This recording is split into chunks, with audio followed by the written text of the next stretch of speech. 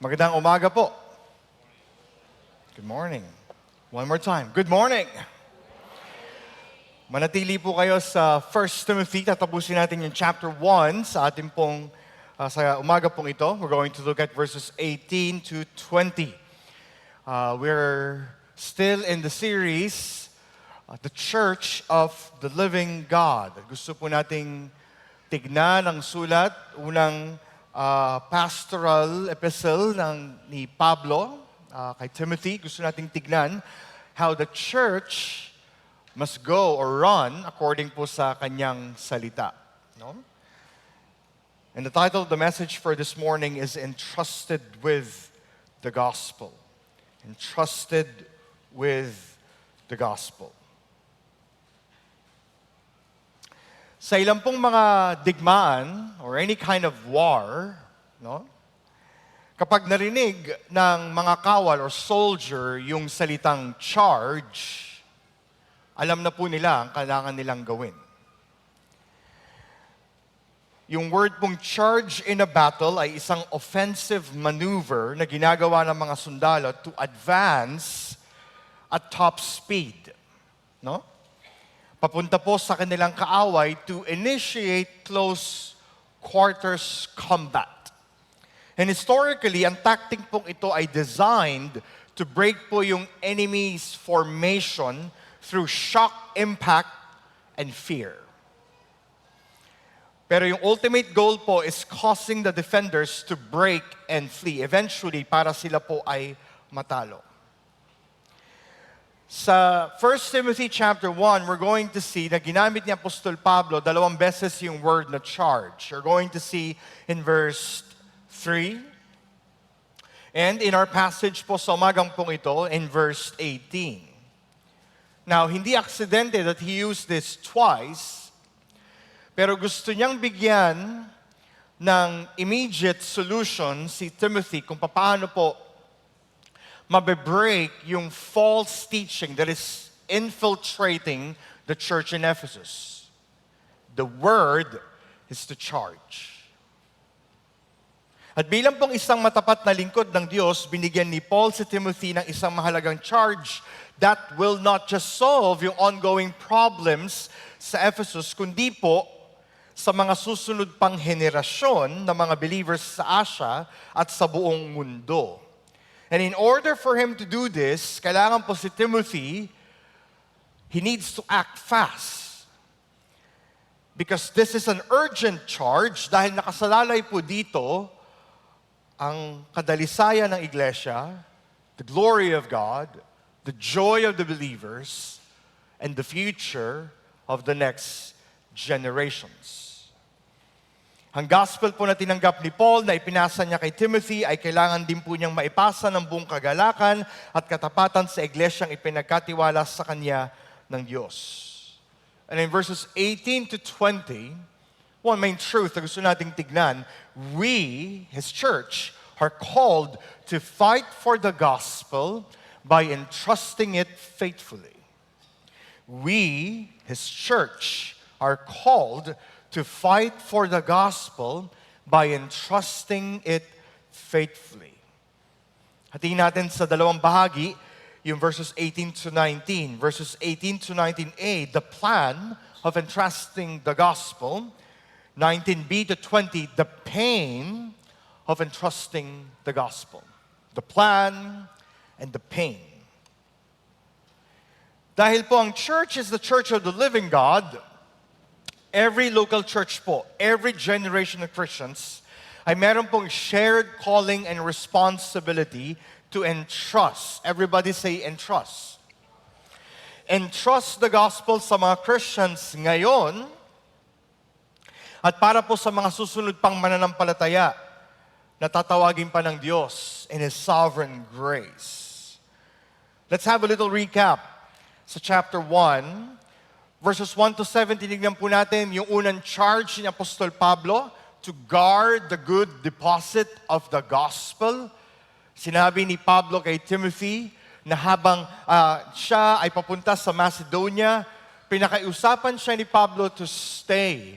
Pero hindi lamang to stay, pero with a certain charge to let those persons who teach any different doctrine to stop. At ang aim ng charge pong yun is rooted in the pure love that comes from Christ with a good conscience and sincere faith.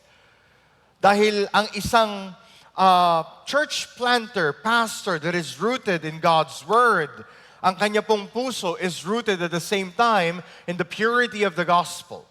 At para kay Apostol Pablo, Timothy must do something. Verses 8 to 11, ipinaliwanag ni Pablo yung biblical use of God's law in light of the gospel. Dahil itong mga false teachers are using the law of God outside of Scripture. Ginagamit nila ang law ng Diyos as if like they can perfect it. As if like pwede nila itong gawing advantage para sa mga hindi nakakasunod, as if like they are not truly saved. Pero nalimutan nila na yung law ng Diyos is used to point us more and more sa ating pong pangangailangan kay Jesus. And last week, we look at verses 12 to 17, a great declaration mula kay Pablo to embrace gospel doctrine for life in the church. Na dalawang beses binanggit ni Apostol Pablo that he is a recipient of God's mercy. At the same time, the right response ng isang believer in the church is to see that he is the chief of all sinners. At para kay Pablo, that's the only way for a believer in the church to move forward. Kung wala tayong understanding that we are the chief of all sinners in front of a holy, righteous, and just God, then we cannot receive God's mercy. Tayo mismo magiging independent sa Diyos. And now, Paul moves in verses 18 to 20. He's going to lay out for us the plan and the pain of entrusting the gospel. Tingnan po natin in verses 18 to 19a, the plan of entrusting the gospel. Pakinggan po ninyo si Apostol Pablo. This charge I entrust you. Yung word po charge means to give a command or to carry out an important responsibility. Ito po ay hindi suggestion, ito po ay hindi option to think about, hindi ito pag-uusapan pa ng council, and pagkatapos magkakaroon ng agreement, tapos magkakaibaboto ng congregation. No, this is an urgent task. This is a mandate to be carried out obediently po and urgently. Dahil kapag hindi ito inaksyonan ni Apostol ni Timothy, madami po ang masasakripisyo kung hindi ito magagawa. Ang charge na binibigay po ni Paul ay mandato mula sa Diyos na siyang lumikha ng langit at lupa. Kaya sabi sa verse 1, the same God who called Paul, by the command of God our Savior and of Christ Jesus our hope. So yung charge ni Paul is not just from an ordinary apostle, pero it is a charge from God. Our God who is righteous, holy, and just. So see yung weight ng charge pong ito. The same command na tumawag po kay Paul na maging apostle is the same command na binibigay niya kay Timothy. And this charge is definitely from God. Kaya hindi po ito basta-basta. And the church is accountable kapag in-ignore po ang charge na ito. Now, patungkol po saan ang charge? To keep the main thing, the main thing. Now, what's the main thing sa loob po ng iglesia? The gospel. To keep the gospel central in the life of the believer in the church is the main thing. At ito po yung nadidiminish sa loob ng church in Ephesus. That's why ang sabi ni Pablo, this charge. Yung eternal truths po ng gospel ng ating Panginoong Yesus ay hindi lamang dapat manatili sa atin, pero now Paul uses the word, this charge I entrust to you. The word entrust means committing something po of value to another. Tulad po ito ng pagdideposito ng isang mahalagang bagay sa isang bangko. like what others do.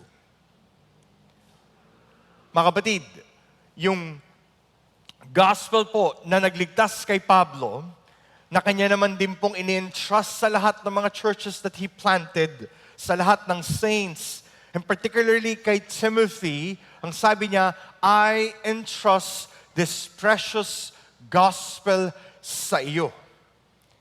Now, you might ask, bakit ganun na lamang ang yung desire ni Paul to entrust this gospel? Mga kapatid, this gospel is precious. Sabihin niyo po sa inyong katabi, precious. Alam natin na precious ang ating mga asawa, pero mas precious po ang gospel. No? Ang mabuting balita po ng Diyos. Ito po yung mabuting deposit ng Diyos sa church. Mga kapatid, kailangan po nating maunawaan that the gospel is historical. The gospel is historical. If you're going to summarize yung history ng gospel from Genesis to Revelation, you have creation. In Genesis chapter 1, God created everything out of nothing. God created things in order to declare kung sino po siya, that He is a righteous creator. But in Genesis chapter 3, He created mankind according to His image, pero ang tao po ay nagrebelde. That's where we see rebellion. Sa halip na piliin ng Diyos, sa halip na makinig sa mga precious words of the living God, pinakinggan po nila ang kaaway at ang kanilang kasalanan. Man fell to their own sin. But praise be to God, dahil hindi po hinayaan ng Diyos na manatili ang tao sa kasalanan. That's why creation, rebellion, redemption, pinadala ng ating Panginoong Diyos ang kanyang bugtong na anak na si Kristo upang tayo iligtas mula po sa poot at galit at kapahamakan na dulot po ng ating mga kasalanan. Creation, rebellion, redemption. We also have consummation.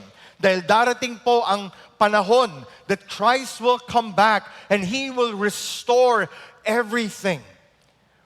He will restore creation. Kung ano po yung original design in the garden, He will put it back. But this time, this will be more good. Kasi sinasabi that the new heavens and the new earth will meet together and God and man will be together.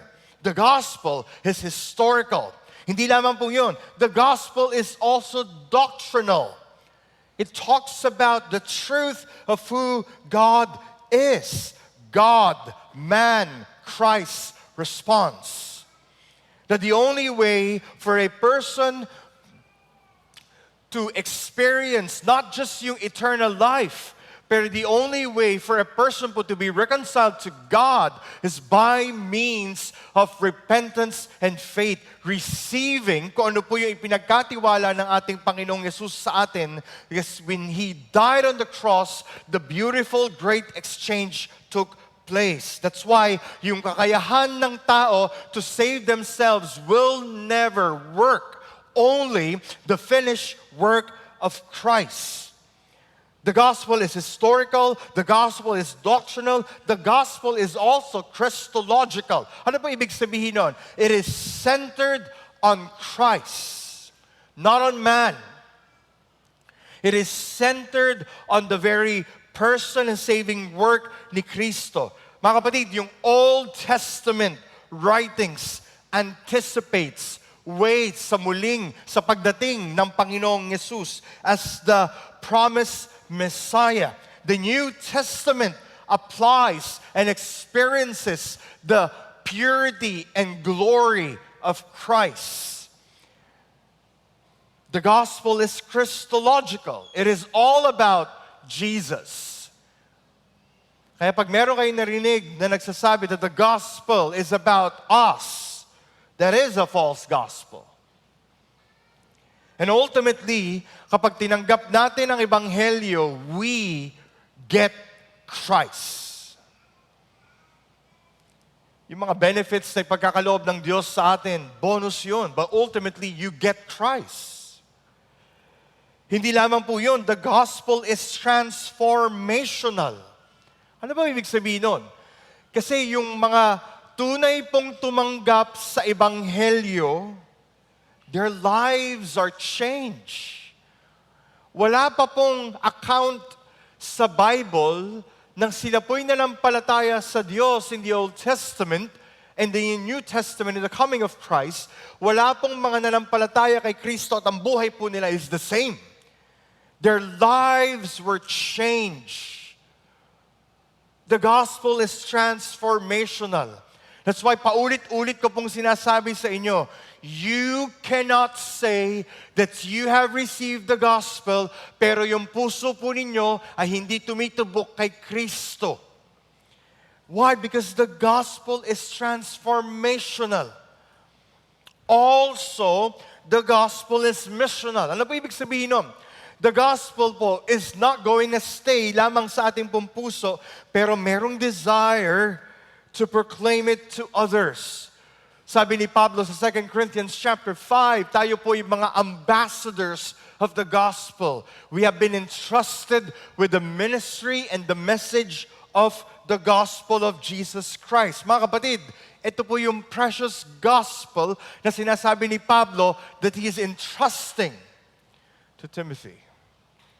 At ito rin yung gospel that is entrusted to us today. That's why it's precious. Hindi po basta-basta.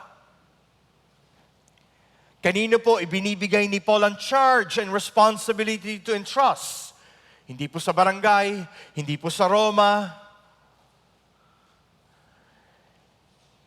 He's specifically giving the charge to Timothy.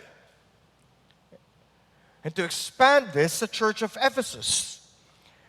Tingnan niyo po yung sabi sa verse 18. I entrust to you, Timothy, my child. To Timothy, siya ay kinilala po ni Paul bilang kanyang pinakamamahal na anak. Though walang record na si Paul had his own family, pero spiritually speaking, meron po siyang spiritual family. And that's Timothy. Mismong si Timothy po ang naka-witness and naka-experience sa ginawa ng mabuting balita sa kanyang sariling buhay nung kasama po niya yung kanyang mother at yung kanyang lola. At sa panahon po nang siya'y nakasama na sa missionary journey ni Paul, witness po siya sa pag-establish at pagpapalakas ng mga existing churches. Nakita niya ang kapangyarihan ng gospel. Nakita niya kung paano tinanggal ng Diyos from darkness into light ang ilang mga kapatiran. Sa mga pagkakataon po na sila'y nahirapan, na persecute to the point of near of death, ang gospel pa din po ang kanilang bukang bibig. At kahit na matanda na si Apostol Pablo, gospel pa din.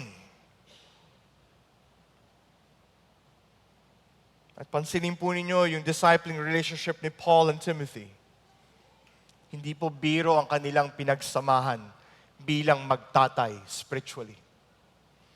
Bilang gospel partners, bilang brothers in Christ, bilang father and son in the faith. My child. Kung ano po ang mahalaga para kay Pablo, kailangan din pong pahalagahan ito ni Timothy bilang isang mabuti at matapat na anak. Ano pong basis ni Paul? Look at verse 18 still. In accordance with the prophecies previously made about you. Si Timothy po ay tinawag ng Diyos to be God's shepherd, pastor po sa Ephesus, one of the elders. Tandaan po natin in Acts chapter 20, bago po iwan ni Paul ang church, he was considered as one of the elders, a young elder. At ngayon, siya na po yung nagtitake in charge. He's the one leading.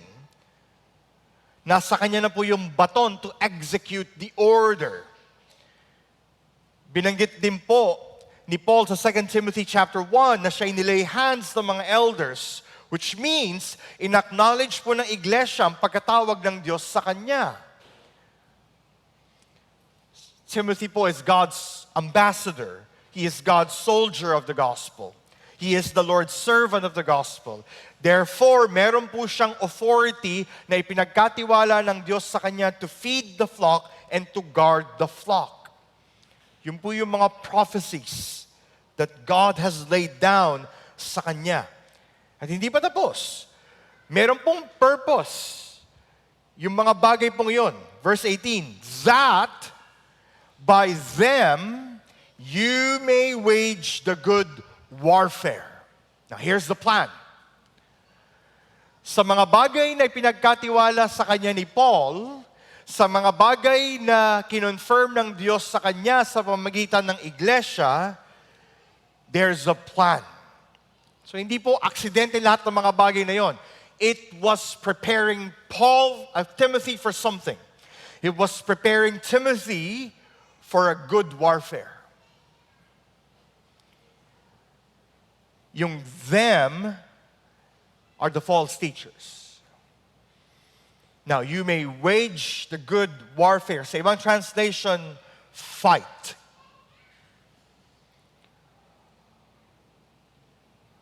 In some sense, parang makapangyarihan o may authority yung mga false teachers sa panahon ni Timothy. Pero if you're going to understand more yung gusto pong sinasabi ni Paul dito, yung ibinigay po ng Diyos na eternal gospel sa pamamagitan ng sakripisyo ng Panginoong Yesus, at yung ipinagkaloob po na ministry of the gospel kay Timothy, ito po yung gagamitin niya to fight the good fight of faith. Pero yung kanya pong pakikipaglaban is not on the losing side. Yung kanya pong pakikipaglaban ay hindi po as if like, mananalo ba tayo o matatalo?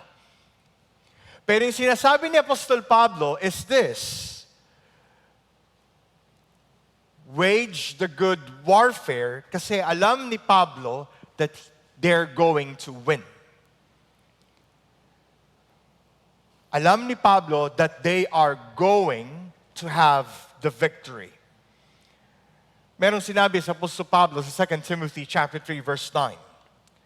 Chapter 3 of 2 Timothy is about the characteristic of the false teachers. In verse 9, ito yung declaration ni Paul. Ngunit, hindi magpapatuloy ang kanilang kasamaan sapagkat makikita ng lahat ang kanilang kahangalan. Which tells us, this is a good warfare dahil this is under God's sovereignty. Ibig din sabihin, they can only advance as God permits. But Timothy must charge.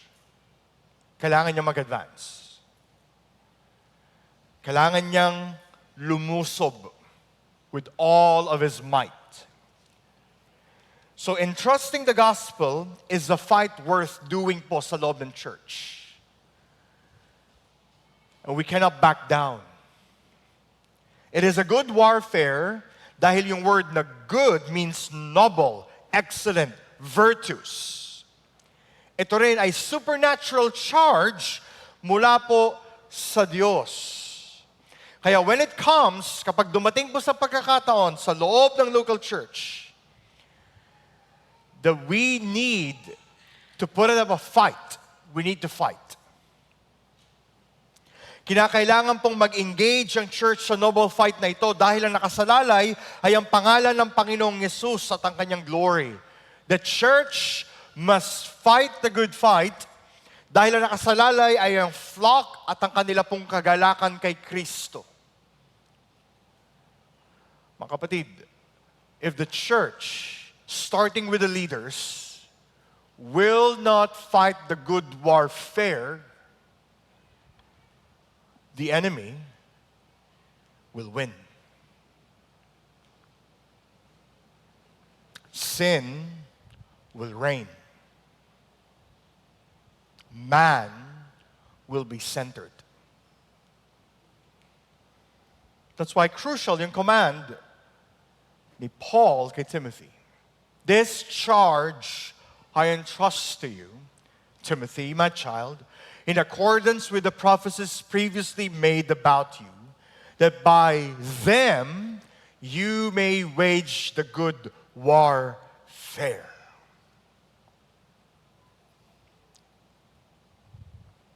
Tingnan niyo po yung katabi ninyo. Ready ba yang lumaban para sa gospel?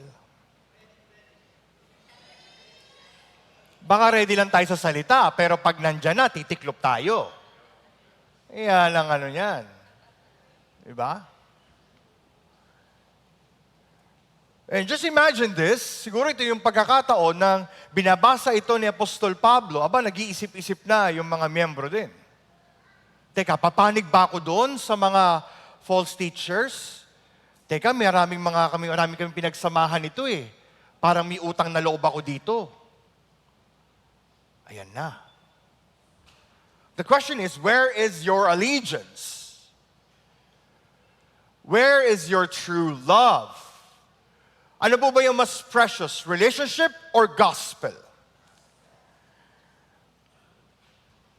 And minsan, the temptation para sa loob ng isang local church is to choose relationship over the gospel. Mga kapatid, Paul is dividing the line. Paul is dividing the line. Sadly, marami pong ilang mga churches right now, they do not want to talk about doctrine. Kasi sabi nila, doctrine divides. Yes! It divides from truth and error. It divides from godliness to ungodliness. It divides from God's people, from God's enemies. We need to love doctrine. We need to love the gospel. Kasi the pure gospel of Jesus Christ divides. The question is, will you entrust? Ito pong mga bagay na ito. Will you entrust that the gospel cuts? Doctrine and God's word divides. Mga kapatid, what is at stake is the name of Christ and our joy. What is at stake is yung glory of God's church for His name and the joy of being in Him. So ganun na lamang po ka-crucial yung call ni Apostol Pablo. I entrust to you this precious gospel. So when we talk about waging war or fighting the good fight of faith and trusting the gospel, how do we start? Kasi baka mangyari yan, ay hindi, sige, si pastor lang yan. Sige, si ano, tutulak nyo lang. Ay hindi, dito lang po ako. Hindi. Kaya nga pinatitingin ko sa inyo yung katabi nyo kung ready yung lumaban eh. Kasi lahat po tayo dito kasama. Ano po? Now, entrusting the gospel, fighting the good fight of faith starts with understanding the biblical gospel. Paano tayo mag-a-advance o mag-charge kung hindi natin alam ang pinaglalaban natin? Mahirap niyan pag ganito. Sige, let's fight the good fight of faith para kay pastor. Bagsak. It's not about me, mga kapatid. It's not about me. It's about Jesus. That's why ang bawat members ng Kalulot Baptist Church and those who are coming to our church must know what the biblical gospel is. Kasi doon lamang po magmi-make ng sense yung ating pong pakikipagdigma, yung pakikipaglaban. That's why in moments na kung tayo po'y masasaktan, relationships will be cut in some sense. We know that we are fighting for an eternal truth. We need to understand, mga kapatid, what's the biblical gospel. Binigay ko po sa inyo kanina. The gospel is historical, doctrinal, Christological, transformational, and missional. That's the precious gospel po that we hold.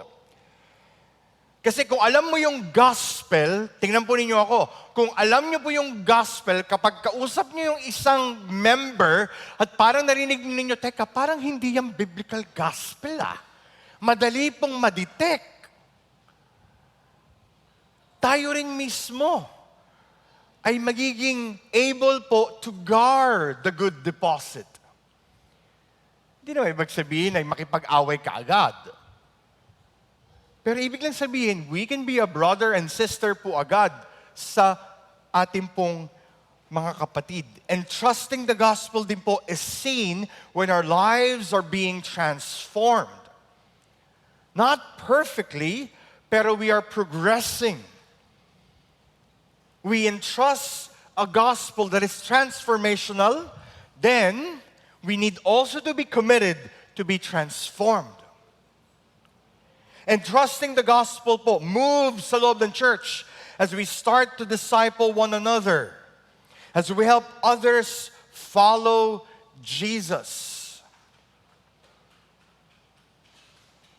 And trusting the gospel does not stay lamang sa ating growth groups. It goes beyond our growth groups. And trusting the gospel po is when each ministries po ng ating church are aligned in God's word at sa kanyang misyon. And trusting the gospel po is graciously and truthfully correcting someone in the church.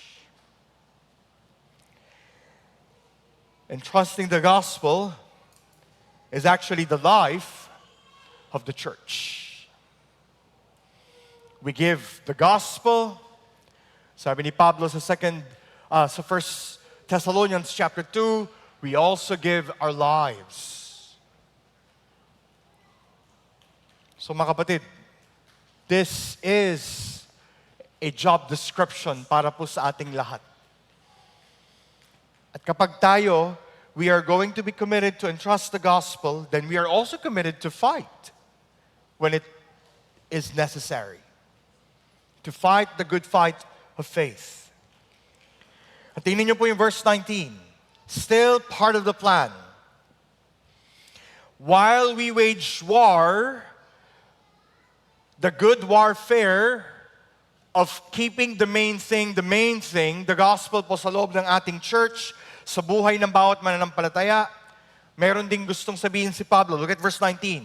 Holding faith and a good conscience. Ano ba ibig sabihin nun? Holding faith means yung pananampalataya pong tinanggap natin by the mercies of God para po paniwalaan yung gospel over and over and over again. Ito po yung saving faith na magbibigay po sa atin ng kalakasan to fight the good fight of faith para po sa glory ng Diyos at sa ating kagalakan. We need to have this faith that comes from God. And yung good conscience ay resulta po ng pure life that is being sanctified by the Word of God. Ibig sabihin, if you have a good conscience, you will stay in God's Word. Hindi ka po mabobola. Kahit pakainin ka pa sa unlimited o sangyupsal. Yung parang kukumbinsin ka, Brad, alam mo ba? Pupuntahan ka pa sa bahay. Pero maririnig mo lang ay puro kasinungalingan. You will have a good conscience not to listen. Actually, you will say no to the invitation. You will say no. Why? Because you know that these persons are not helping you in Christ. That's holding faith and good conscience. Mga kapatid, we need both upang pong maging strong yung ating conviction sa gospel so that we will not be easily tossed and thrown in different doctrines or gospel. Mga kapatid, entrusting the gospel po is a good warfare na dapat gawin po ng buong iglesia. Your pastor must be committed to it. The leaders po of the church must be committed to it. All members of the church must be committed to this. At the same time, naniniwala din po ako, if this is a call mula po sa salita ng Diyos to be prepared to fight the good warfare, it also calls us to pray for one another. Though chapter 2, Paul will talk about praying for all people, I also believe that this charge in entrusting the gospel po must be shaped by prayer. Ano pong ibig sabihin nun? Mga kapatid, as we desire to make the gospel central po sa ating church and building a biblically healthy church, we need to pray for one another. We need to pray for ourselves, but to abide in Jesus, that we take seriously our walk with Jesus, to delight in Him. Yesterday, in our membership interview, isa po sa mga members, we asked, how can we pray for you? Ang sabi niya, pray that I will delight in Jesus. What a wonderful prayer. At ang sabi niya, kasi po, if I'm not delighting in Jesus, I'm delighting in other things. Mga kapatid, we need to pray to delight in Jesus. We need to pray for our marriages sa ating church, that the Lord will grant them strength and wisdom to flourish ang kanila pong relationship sa Diyos and to one another.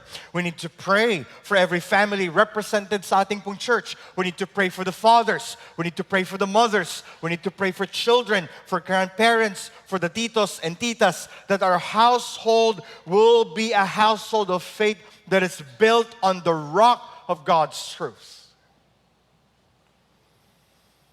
And trusting the gospel actually does not start in the church, it starts in the home.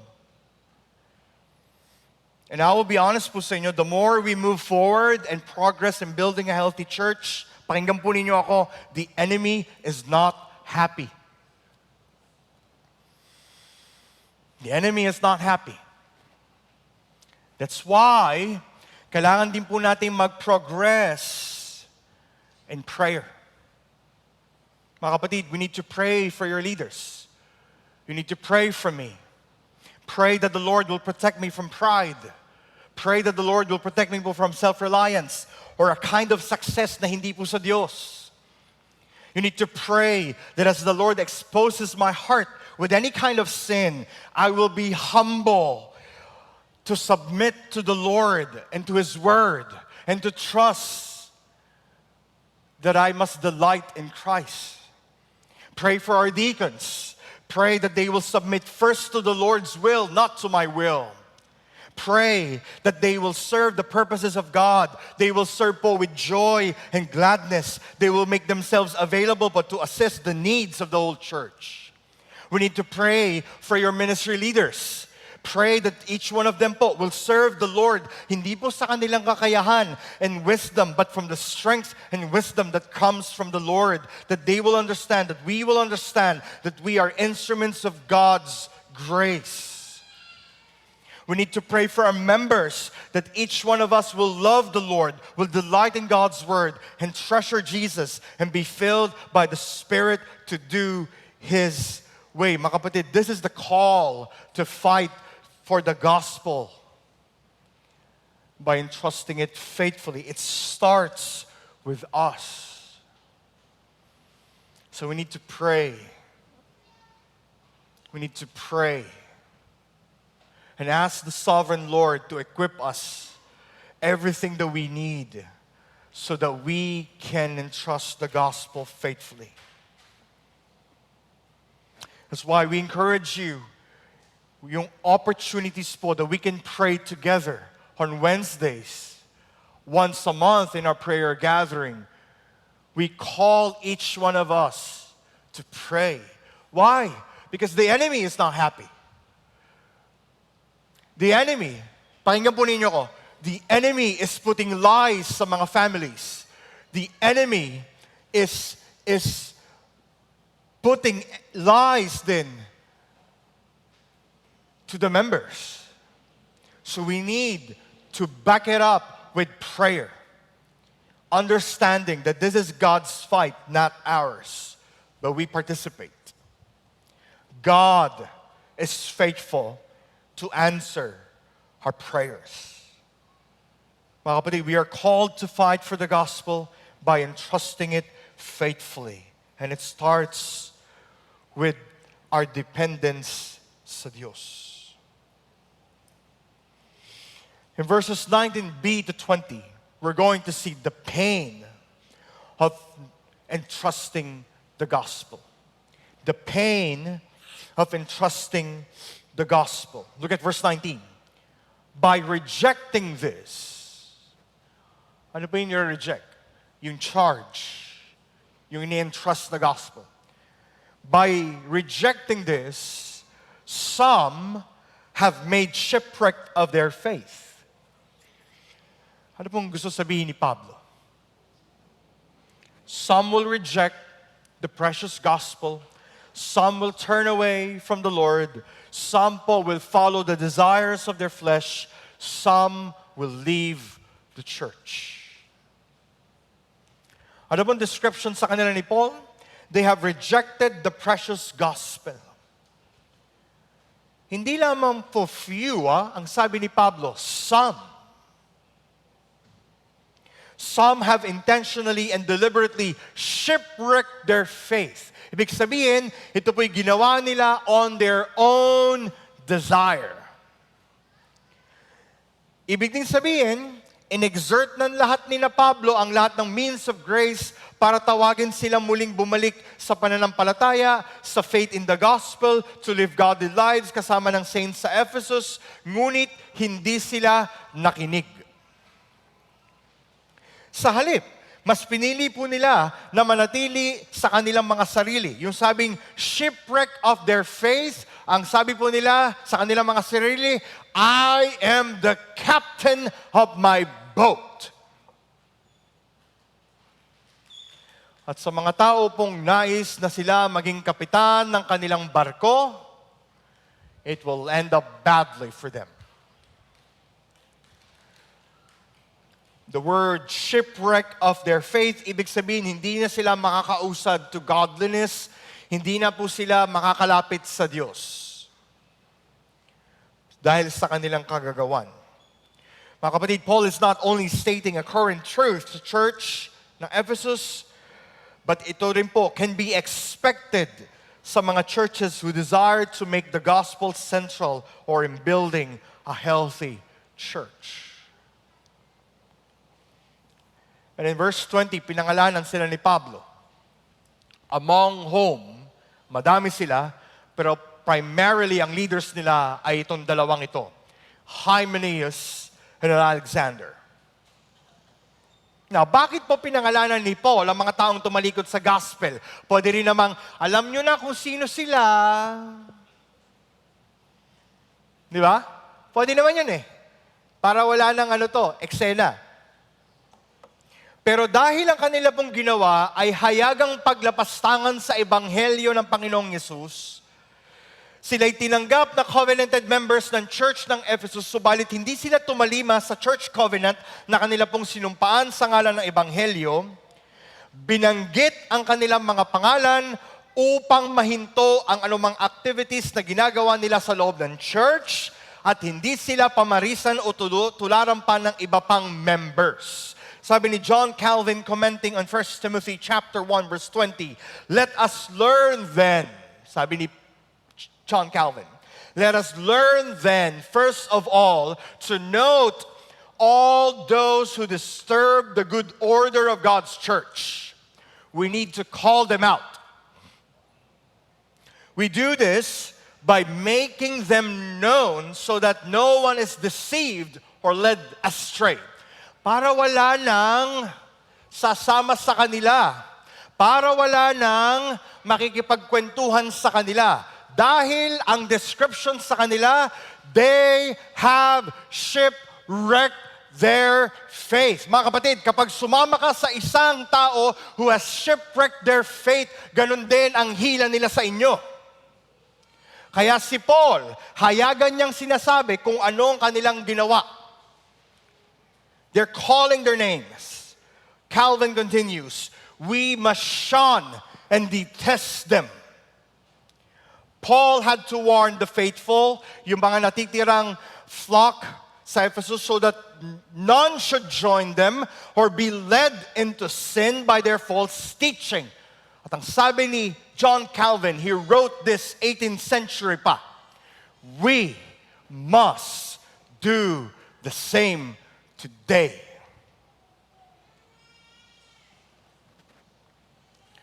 Kaya sabi rin ni Pablo, whom I have handed over to Satan that they may learn not to blaspheme. Ibig sabihin, meron ng nagawang church discipline process at ang pinakalas is to excommunicate them. Ginawa po ni Paul ang nararapat upang protektahan ang buong iglesia dahil mayroong mga tunay na flock. Paul guarded the church from false doctrine and false teachers. Now, bakit kinakailangan na ibigay sila kay Satan? Mga kapatid, to give someone to Satan means na excommunicate sila sa flock ng Diyos. Ibig sabihin, the church cannot affirm na itong si Hymenaeus and Alexander ay tunay pong mananampalataya. And those who are not part of God's kingdom are part of Satan's kingdom.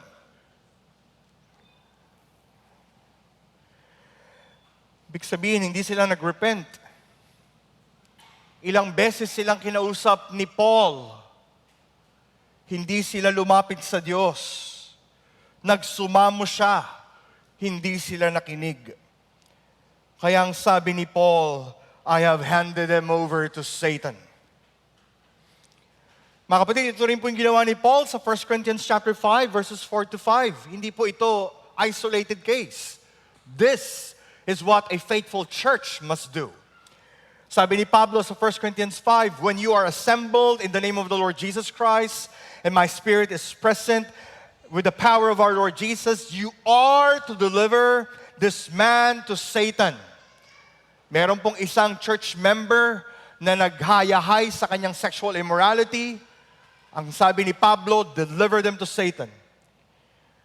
For the destruction of the flesh, so that his spirit may be saved in the day of the Lord. Ibig sabihin, surrender them, give them to Satan, and by God's mercy, that they may be saved. Mga kapatid, they were excommunicated by the church upang wala na po silang ma-influence o mabiktima pang iba. So when the church excommunicates someone, it also means that we cannot affirm na sila po'y tunay na mananampalataya. The church had the job to do for the sake of God. Now, hindi lamang po ito plan ni Paul. This is the plan of the Lord Jesus Christ. Look at Matthew 18. If your brother sins against you, go and tell him his fault, between you and him alone. If he listens to you, you have gained your brother. But if he does not listen, take one or two others along with you, that every charge may be established by the evidence of 2 or 3 witnesses. Verse 17. If he refuses to listen to them, tell it to the church. And if he refuses to listen even to the church, eto na, let him be to you a Gentile and a tax collector. Deliver him to Satan. Truly I say to you, whatever you bind on earth shall be bound in heaven. Whatever you loose on earth shall be loosed in heaven. So this is a biblical church. Sabi po ni Dr. Edmund Clowney, ang mark ng isang healthy church ay tunay na pangangaral ng salita, tamang pagsunod sa ordinances ng baptism and Lord's Supper, at tapat na pagsasagawa ng pagdidisiplina sa iglesia. A church that does not discipline is not a healthy church. That's why if you're here today and you're praying to be part of our church, or maybe you're praying to be part of a local church, that's one of the marks. Ang isang church po that is not central in the gospel will not do church discipline. Kasi iba po yung kanilang priority. Iba po yung kanilang precious. But if the gospel is precious sa isang iglesia, and ang desires to progress and continually build a culture and doctrine centered on the gospel, then by God's grace, discipline must be done. Discipline must be done. Mga kapatid, entrusting the gospel also means protecting the flock by implementing church discipline, either formative or corrective. So hindi naman po agad-agad excommunicate. Okay? Huwag naman po natin gawing biro, ha? Minsan po parang may naririnig ako sige ka, ma-church discipline ko. Hindi po siya dapat ginagawang biro.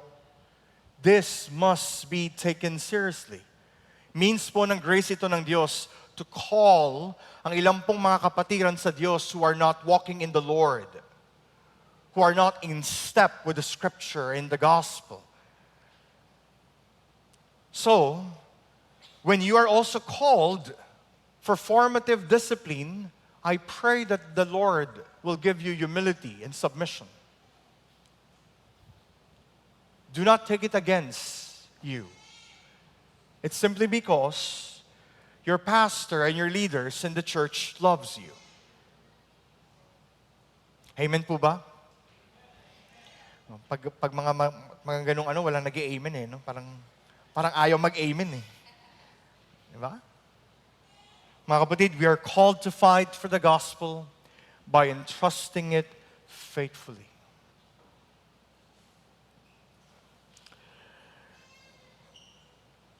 In our church, you think about po yung ating mga children. You think about Joem. You think about Joash. You think about Saki, si Usher. Mga kapatid, if today, we will not take seriously in trusting the gospel, anong gospel pong dadatnan nila sa Kalulot Baptist Church?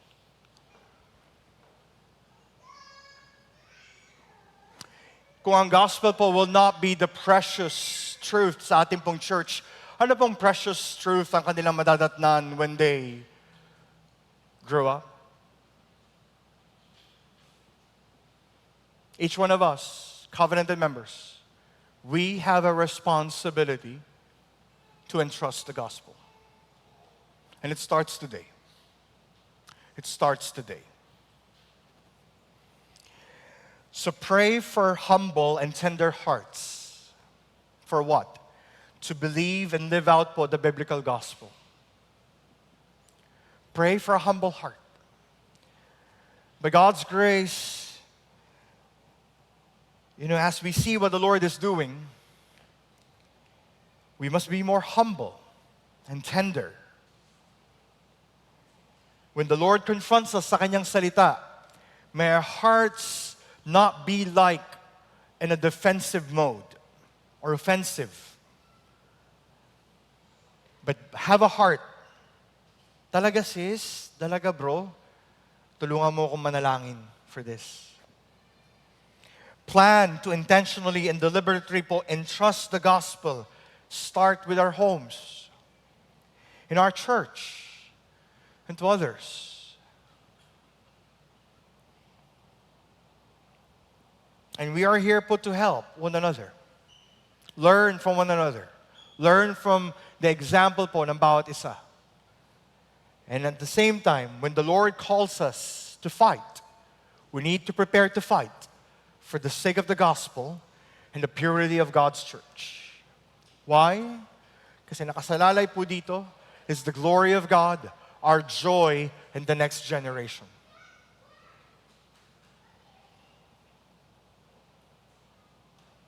And trust the gospel, not tomorrow, today. Tayo po'y manalangin. Panginoon, marami pong salamat sa iyo sa verses 18 to 20 of chapter 1 of 1 Timothy. Salamat for you are calling your church into order to entrust the gospel faithfully and fight the good fight of faith for your sake at para po sa aming kagalakan. Panginoon, patawad po kung kami ay naging relax. Hindi kami, Panginoon, naging equipped. Mas pinakinggan namin ang iba. And we did not stand for the gospel. Tulungan niyo po kami, Panginoon, to entrust it faithfully starting today. Sa aming pong tahanan, may the gospel be the precious truth na aming pong paniniwalaan. May it shape us. May it shape our marriages. May it shape our parenting. May it shape, Lord, ang aming pong leadership sa church. May it shape all our growth groups. May it shape, Lord, our ministries. May it shape our evangelism, our missions. Na yung mga dadatnan, Panginoon, ng mga susunod pang generation is not about how we performed, pero how you have allowed us, Lord, to entrust the gospel faithfully today. Salamat po. And for those who never trusted the Lord Jesus Christ, Lord, we pray, we also ask na ikaw po magbigay sa kanila a humble and tender heart to come to you. Dahil ikaw lamang yung precious. You're the only satisfying truth na po pwede pong magbigay ng kagalakan at buhay sa amin. Tulungan mo po kami. Tulungan mo po na sila'y makalapit sa inyo. That they will also trust this precious gospel that has saved us from darkness to light. Salamat po, Diyos. Salamat sa iyong hamon at ang iyong pag-ibig sa amin. Naway madatnan mo kaming tapat. Sa pangalan ni Jesus. Amen.